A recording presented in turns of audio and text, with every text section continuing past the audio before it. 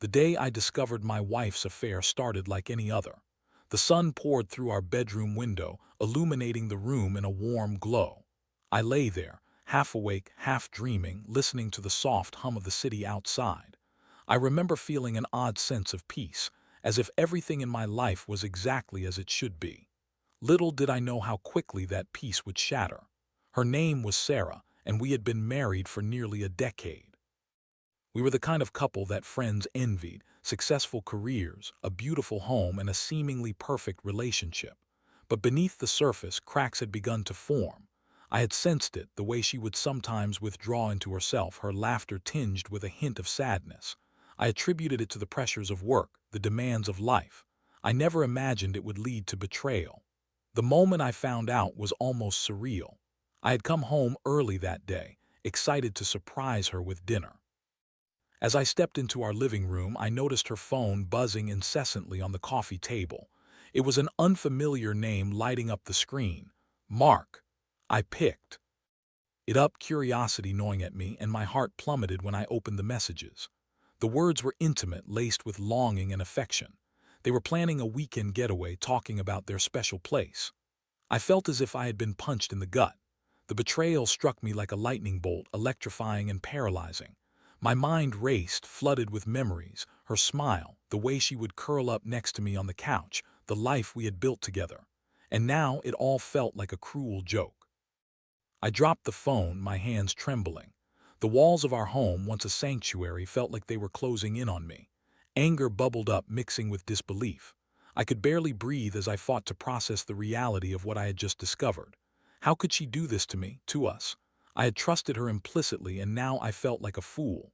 The house was silent, but inside my head a storm raged. I paced back and forth, grappling with my emotions. I couldn't let her see me like this, vulnerable and broken. No, I needed to confront her, to demand answers. But part of me hesitated. What if she had an explanation? What if I had misread the situation? The clock ticked ominously in the background as I tried to steady my breathing. The thought of confronting her filled me with dread, yet I knew I couldn't let this go unaddressed. I needed to know the truth. The sound of the front door creaking open jolted me from my thoughts. It was Sarah, home from work, blissfully unaware of the storm that was about to break. As she stepped into the living room, her smile faltered when she saw my expression. "Hey, what's wrong?" she asked, her voice laced with concern. I could feel the tension crackling in the air as I took a deep breath, my heart racing. This was it, I had to confront her. "Who is Mark?" I asked, my voice steadier than I felt. The words hung in the air like a heavy weight, and I watched as her face paled. "What do you mean?" she replied, feigning innocence, but I could see the flicker of panic in her eyes. I held up the phone, the evidence glaringly obvious. "Don't play games with me, Sarah. I know about the affair."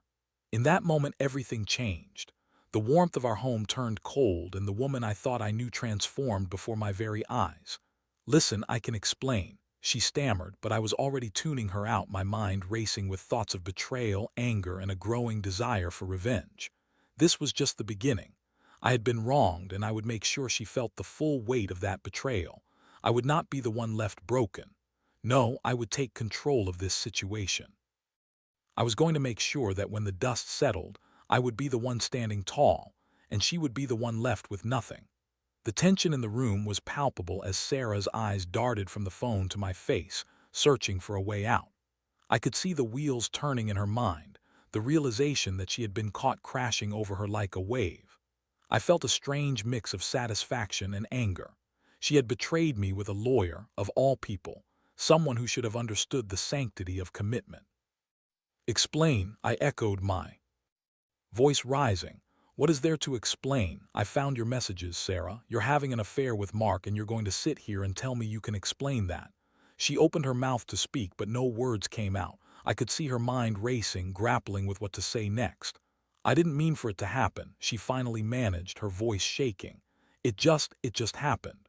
Just happened," I scoffed, incredulous. "You didn't just trip and fall into his bed, Sarah. You made a conscious choice to betray me. Do you have any idea how that feels?" Her expression shifted from panic to defensiveness. "You don't understand. You've been so consumed with work lately. I felt alone. Mark was there for me when you were. The accusation stung, and I took a step back, trying to process her words. Yes, I had been working long hours, but I was doing it for us, for our future. So you thought cheating on me was the solution? I shot back, my voice low and steady. You think that justifies your actions? I never wanted to hurt you, she pleaded, her eyes misty with tears. I love you, but I was vulnerable. It just happened. Her words hung in the air, a feeble attempt to justify her betrayal. I had always thought love was built on trust and loyalty, and yet here we were, standing on the precipice of destruction. I felt a mixture of betrayal and heartbreak, but beneath that lay a simmering rage that I struggled to contain. Love? I asked, my voice barely above a whisper. You call this love? You've shattered everything we built together. You've thrown away a decade of trust for a fling with a lawyer who probably saw you as just another conquest. She opened her mouth to respond, but I cut her off, my anger boiling over. You think you can just brush this off? You think I'm going to forgive you because you're crying? You've made your choice, Sarah, and now I have to make mine. The reality of our situation settled over us like a heavy fog. I could feel the walls closing in, the life we had built together crumbling around us. I had never imagined I would find myself in such a position. But here I was, facing the woman I once thought I knew, now a stranger before me. I want a divorce, I declared, the words tasting bitter on my tongue. I can't be with someone who has betrayed me like this. I won't be a fool any longer. Her face fell, and for a moment I felt a flicker of doubt. Was I making the right decision? But then I remembered the messages, the betrayal, the way she had looked at me with those eyes that now felt so foreign. No, I was done being the victim. I would take control of this situation, and she would see the consequences of her actions. Please, she begged, her voice breaking. Let's talk about this. We can work it out. I can end things with him, I swear. Do you think I can trust you again? I shot back, my heart racing. You've already made your choice, and now it's my turn to make mine. I'm not going to let you manipulate me into staying in this relationship. I turned away, my heart pounding in my chest. I had never felt so betrayed, so angry, and yet a part of me felt liberated. This was my chance to reclaim my life, to take back the power she had stolen from me. I would not let her walk away unscathed. As I walked out of the room, my mind began to race with thoughts of the divorce. I knew I had to be strategic, especially since she was involved with a lawyer. I needed to think ahead, to plan my moves carefully. The last thing I wanted was to be taken advantage of in this situation. I grabbed my laptop and settled into the quiet of my home office, the place I had once enjoyed working in. Now, it felt like a battleground. I began researching divorce laws, looking for any advantage I could find. My heart thumped in my chest as I navigated through articles about asset division and child custody, strategies to ensure I wouldn't be left penniless. I could feel the anger simmering beneath my skin, but I also felt something else, a sense of purpose. I wouldn't just be a victim in this story. I would be the one to write the ending. I would make sure that when the dust settled, I was the one who walked away victorious, leaving her to reckon with the consequences of her betrayal. The days following our confrontation were a blur of emotions and decisions. I felt as if I were living in a fog, one moment consumed by anger, the next by an unexpected sadness. But beneath it all, a relentless determination began to take shape. I would not let Sarah's betrayal define me. I would take control of my fate. I spent hours poring over legal articles and forums, trying to understand the ins and outs of divorce law. My heart raced as I read about asset division, alimony, and the potential pitfalls I would face. I knew Sarah had been with a lawyer, and that fact loomed over me like a dark cloud. She would have an advantage in the courtroom, and I couldn't afford to be naive. I needed to outmaneuver her at every turn. One evening, I found myself hunched over my laptop, the blue light casting an eerie glow in the dim room. I was overwhelmed with information, but one thing became clear. I needed to hire my own lawyer. I couldn't rely on my own knowledge alone, especially when Sarah had a professional on her side. I made a mental note to start reaching out to attorneys the next day. That night, sleep eluded me. I lay awake, staring at the ceiling, replaying every moment of our marriage in my mind. The laughter, the shared dreams, the promises we had made to one another.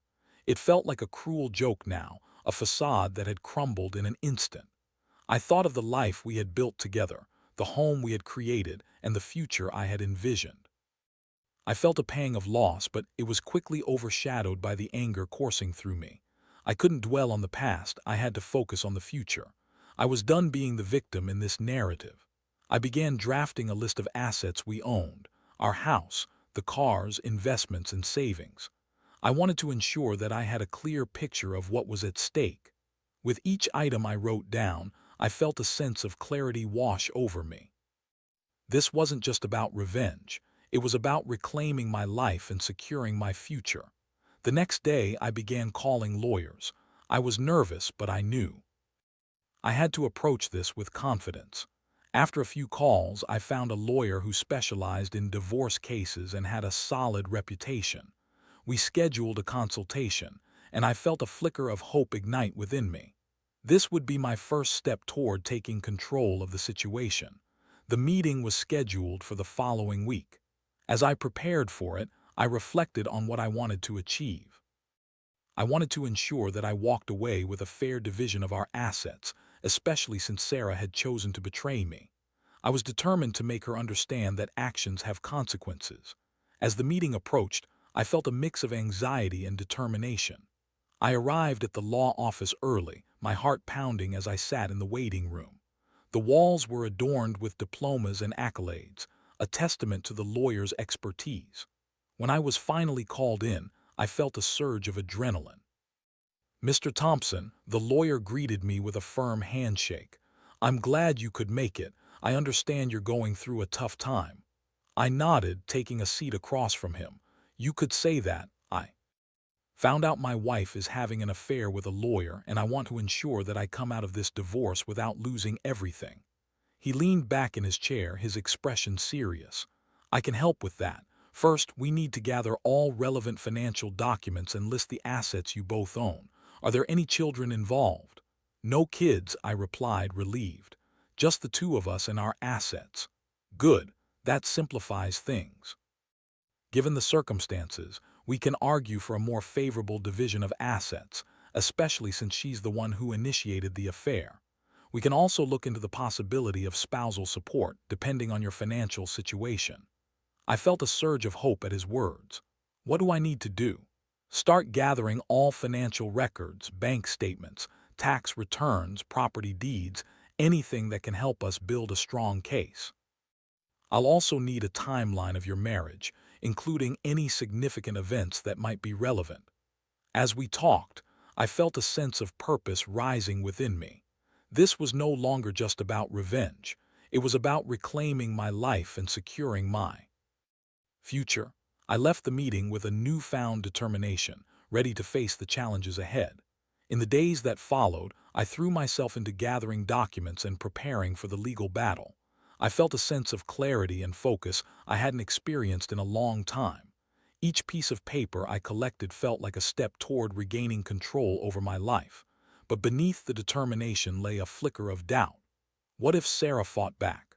What if she used her connections to undermine me? The thoughts plagued me, but I pushed them aside. I had to be strong. I had to be strategic. As I navigated this new reality, I realized that this was more than just a divorce. It was a chance for personal growth. I was learning to stand up for myself, to demand what I deserved. I would not be the victim of her choices. I would be the architect of my own future. The day of the first court hearing crept up on me faster than I anticipated. I had spent the weeks leading up to it preparing myself mentally and emotionally, but nothing could truly prepare me for the reality of sitting in that courtroom. As I walked through the heavy oak doors, the starkness of the room hit me. The air was thick with tension, and the low hum of legal chatter echoed off the walls. I was dressed in a sharp suit, trying to project confidence despite the turmoil swirling inside me. I took a deep breath, reminding myself of my purpose.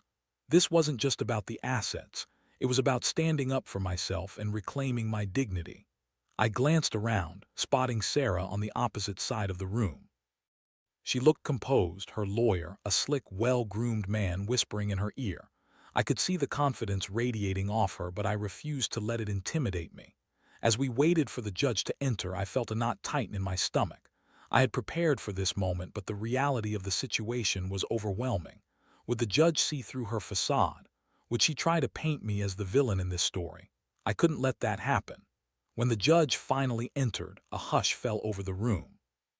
He was an older man with a stern expression, and I felt a wave of anxiety wash over me. I had read about courtroom etiquette, but standing before the judge felt different. I was about to embark on a battle that would determine the course of my life. The judge called the case, and I felt my heart race as I took my place at the plaintiff's table. Sarah's lawyer stood up, introducing himself and outlining their position. I listened intently, trying to gauge their strategy. It was clear they intended to paint me as the unreasonable spouse, the one who had neglected Sarah emotionally. I braced myself for what was to come. "Your Honor," he began, "my client, Sarah Thompson, has been a devoted wife. However, in recent years, her husband has focused solely on his career, leaving her feeling isolated and unloved. This situation led to her unfortunate decision to seek companionship elsewhere." I felt anger boil within me. How dare he twist the narrative like that? I wanted to stand up and shout to defend myself, but I knew I had to remain composed. Instead, I focused on the evidence I had gathered: bank statements, property deeds, and the timeline of our marriage. I was ready to counter their claims. My lawyer, Mr. Jacobs, stood up next.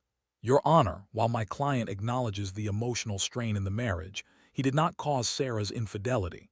The evidence clearly demonstrates that Sarah made a choice to engage in an affair, and that choice should have consequences." As he spoke, I felt a sense of pride swell within me. I was no longer just a victim, I was fighting back. Mr. Jacobs laid out our case with precision, detailing our assets and the financial implications of the divorce. I could see Sarah's composure beginning to crack as he presented our arguments. The judge listened intently, occasionally nodding as Mr. Jacobs outlined the financial aspects. I felt a flicker of hope ignite within me. Perhaps this wouldn't be as one-sided as I feared. When it was my turn to speak, I stood up, my heart pounding. I took a deep breath, trying to steady my nerves. "Your Honor," I began, my voice steady, "I loved my wife deeply. I worked hard to provide for us, to build a life together. I never imagined she would betray me in this way." As I spoke, I could feel the weight of my emotions pressing down on me. I understand that our marriage faced challenges, but I never neglected her. I was always there for her. The affair was a choice she made, and I believe it's important to hold her accountable for those actions. The judge regarded me with a thoughtful expression, and I felt a surge of determination. I was laying my heart bare before him, and I hoped he could see the truth. I wanted him to understand that this wasn't just about assets, it was about integrity and accountability. After both sides presented their arguments, the judge called for a recess. I stepped outside the courtroom, my heart still racing. The tension of the hearing lingered in the air, but I felt a sense of relief. I had stood up for myself, and I knew I had put forth a strong case. In the days that followed, the legal battle continued. Each hearing brought new challenges and opportunities to assert my position. Sarah's lawyer tried to undermine my credibility, but Mr. Jacobs was always one step ahead, countering their claims with evidence and logic. I felt a sense of camaraderie with him, as if we were allies in this fight. But the emotional toll was immense. There were moments when I doubted myself, when I questioned whether I was doing the right thing. I would lie awake at night, replaying the hearings in my mind, wondering if I was strong enough to see this through. Yet, with each passing day, I grew more resolute. I was no longer just a man heartbroken by betrayal. I was a man reclaiming his life. I was determined to walk away from this divorce not just with my dignity intact, but with the life I had built, my home, my assets, my future.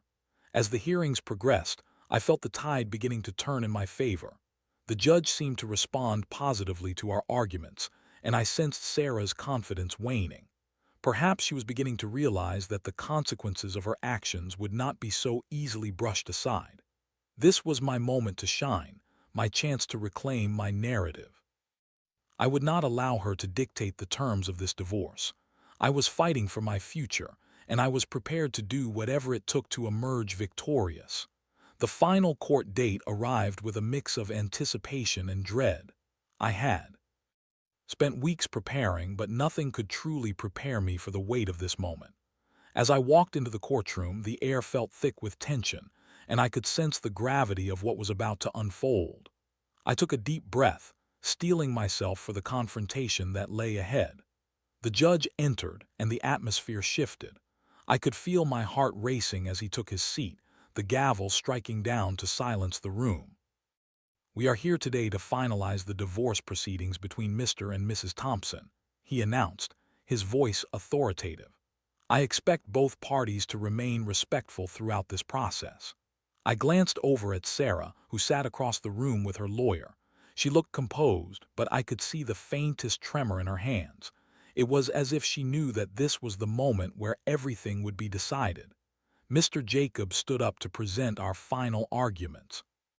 "Your Honor," he began, "the evidence clearly shows that my client, Mr. Thompson, has been wronged. Sarah Thompson's infidelity has caused irreparable damage to their marriage. We believe that the division of assets should reflect this betrayal." As he spoke, I felt a surge of confidence. I had poured my heart and soul into this case, and I was ready to see it through to the end. I had gathered all the necessary documents, prepared my statements, and fought tooth and nail to ensure that I would not walk away empty-handed. The judge listened intently, nodding occasionally as Mr. Jacobs outlined our position. "In light of the circumstances, we are requesting a fair division of assets," he continued. "Mr. Thompson has worked hard to build their financial stability, and it is only just that he be awarded the majority of their shared assets." When it was Sarah's lawyer's turn to speak, I braced myself for the onslaught.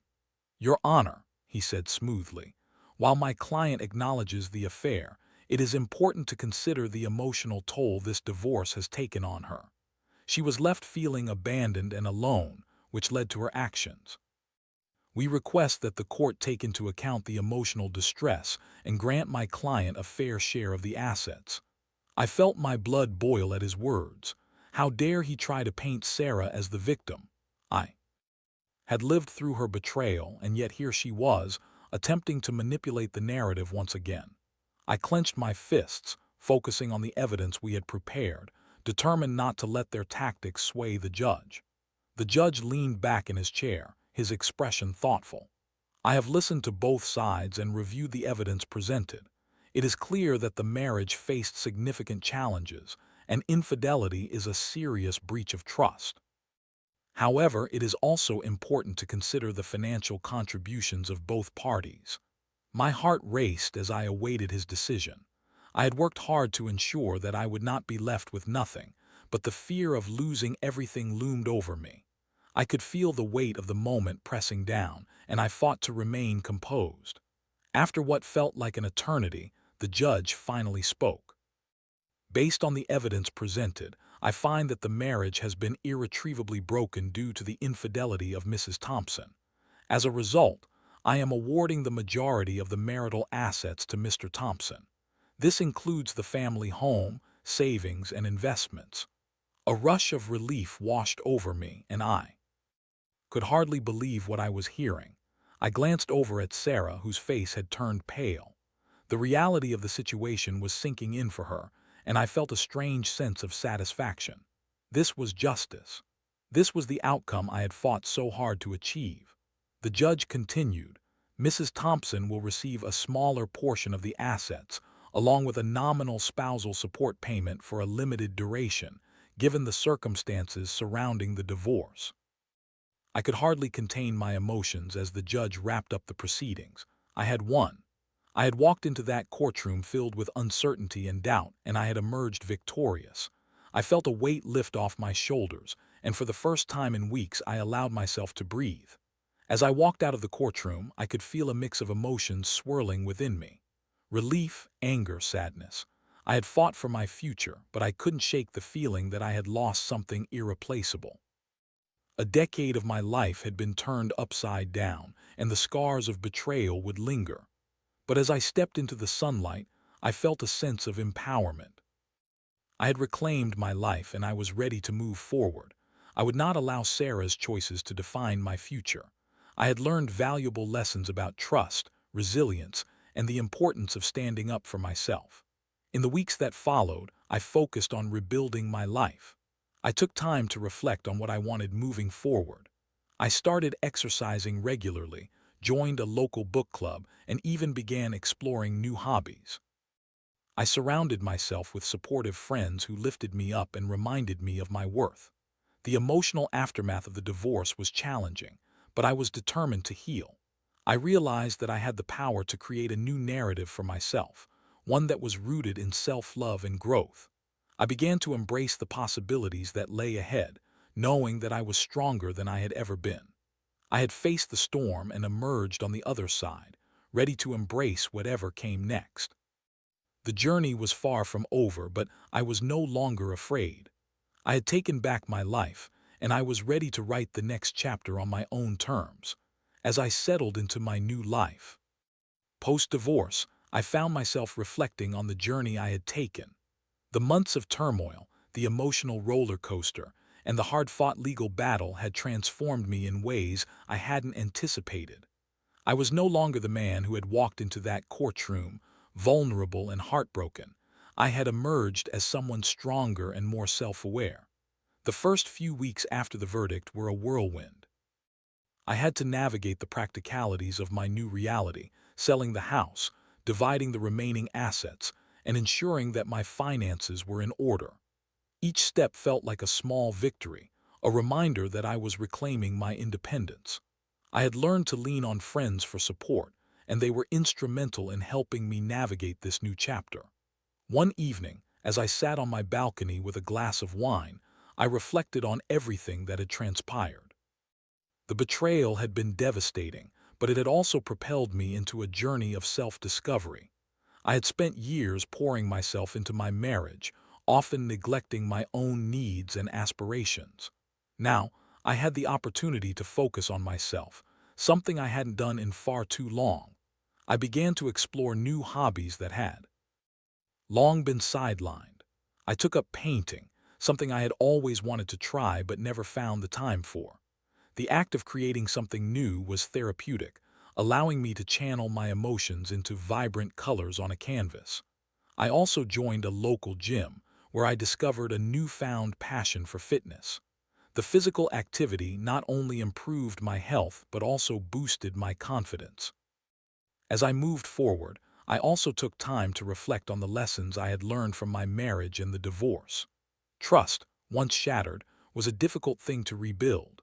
I realized that I needed to be more discerning about who I let into my life. I had been vulnerable, and while that was part of being human, I needed to approach future relationships with a healthy dose of caution. Months passed, and I found myself slowly opening up to the idea of dating again. I met new people through mutual friends and social gatherings, but I was cautious. I took the time to get to know them, to ensure that I wasn't rushing into anything. I wanted to build a foundation of trust, to foster connections that were genuine and meaningful. One evening, I found myself at a gallery opening, surrounded by vibrant art and lively conversation. It was there that I met Lisa, an artist with an infectious laugh and a passion for life. We struck up a conversation and I felt an immediate connection. She was kind, empathetic, and had a warmth that drew me in. As we talked, I found myself sharing my story, my journey through betrayal and resilience. To my surprise, she listened intently, her eyes filled with understanding. As our relationship blossomed, I was reminded of the importance of communication and honesty. I approached this new chapter with caution, but also with an open heart. I had learned from my past mistakes, and I was determined not to repeat them. Lisa and I built a relationship based on mutual respect and shared values, and it felt refreshing. Looking back, I realized that the divorce had not only liberated me, but had also set me on a path toward personal growth. I had faced the darkest moments of my life and emerged stronger, more resilient. I had learned to advocate for myself, to stand tall in the face of adversity, and to embrace change as an opportunity for growth. The scars of betrayal would always be a part of my story, but they no longer defined me. Instead, they served as reminders of my strength and resilience. I had taken back my life, and I was determined to live it on my own terms. As I stood on my balcony one evening, watching the sunset paint the sky in shades of orange and pink, I felt a deep sense of gratitude. I was grateful for the lessons learned, the friendships forged, and the new beginnings that awaited me. Life was unpredictable, but I was ready to embrace whatever came next. With a heart full of hope, I knew that I had the power to shape my future. I was no longer just a victim of circumstance. I was the architect of my own destiny. The journey had been challenging, but it had also been transformative. I looked forward to the adventures that lay ahead, ready to embrace love, life, and everything in between. And with that, I closed a chapter of my life that had been filled with both heartache and triumph. I was moving forward, and I was ready for whatever came next.